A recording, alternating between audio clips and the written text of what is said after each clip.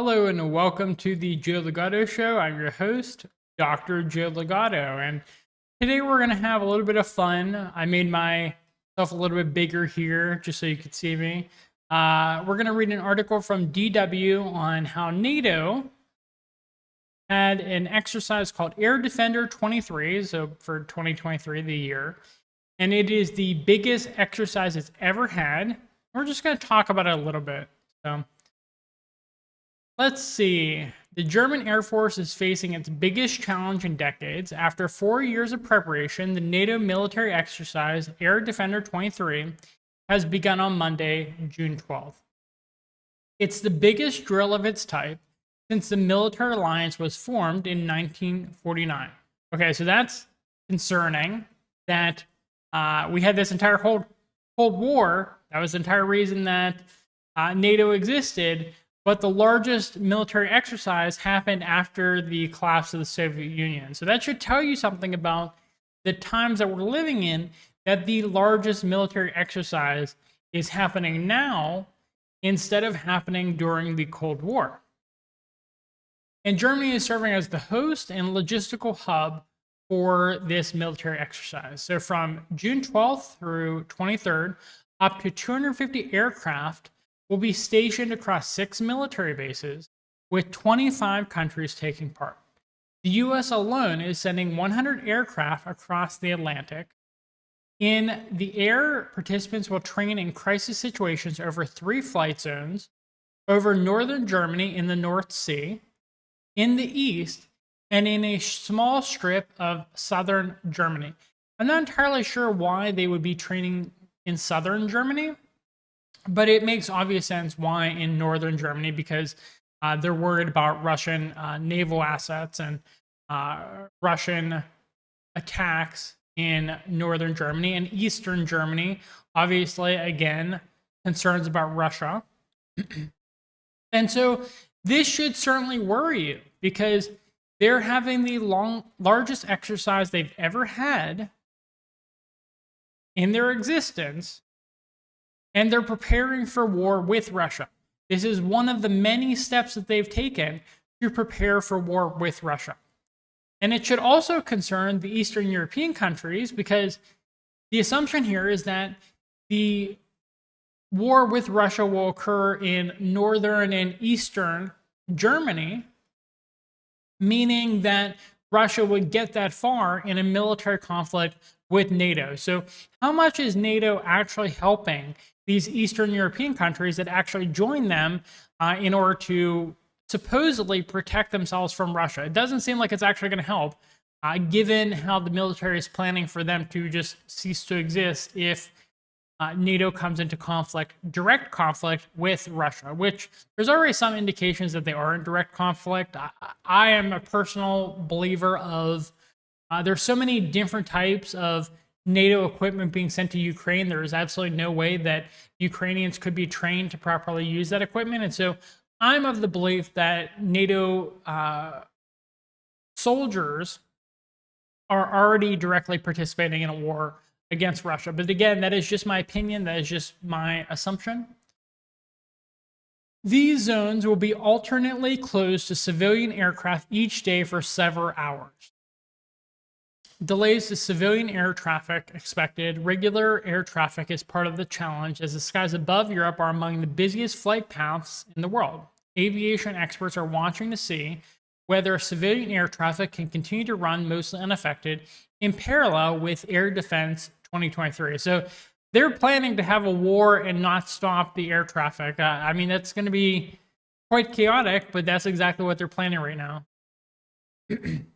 So they'll just have a zone where the war is occurring, and neither side is allowed to go outside that zone because there will still be civilian aircraft there. I don't know who's going to fly during that time, like who's going to be like, yeah, this is a good time to take a vacation. But that's what they're trying right now. During the military maneuvers, German airports have extended their operating hours into the night. I hope that if all these measures are effective, there will be no flight cancellations, said Ingo Gerhardt, a lieutenant general of the German Air Force. However, he did not want to rule out delays to departures or arrivals. For the past 30 years, the work of German civilian and military control tower operators has been integrated, according to German aviation expert Clemens Bollinger.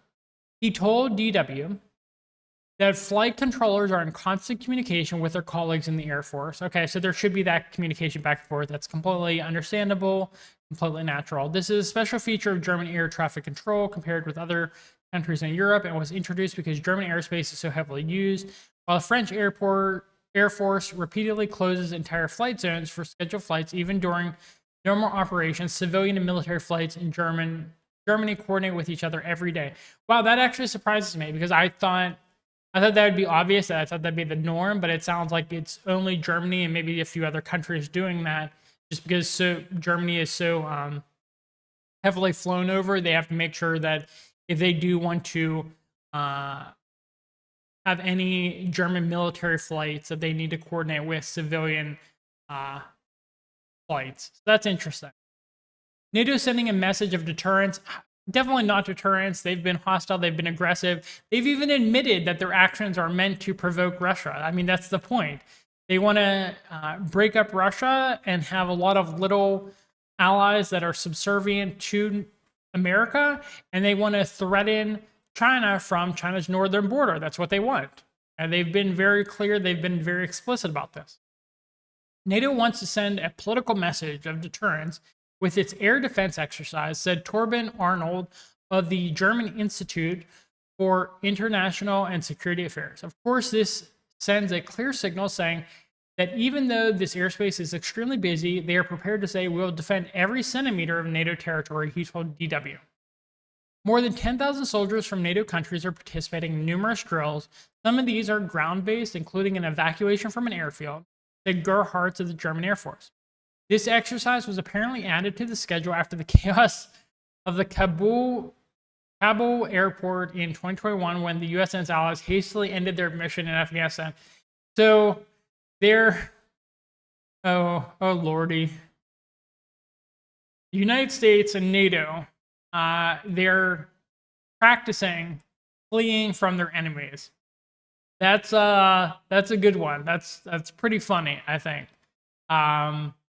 You have your largest military exercise ever for the alliance, and you had to add to the agenda fleeing from airports as you get overrun by enemies, because it's happened before and you suspect it'll happen again. That has to hurt. I mean, that's very emasculating to have that happen. Other scenarios include supporting ground troops from the air, airborne battles against enemy jets, and interception of medium-range missiles by NATO fighter bombers.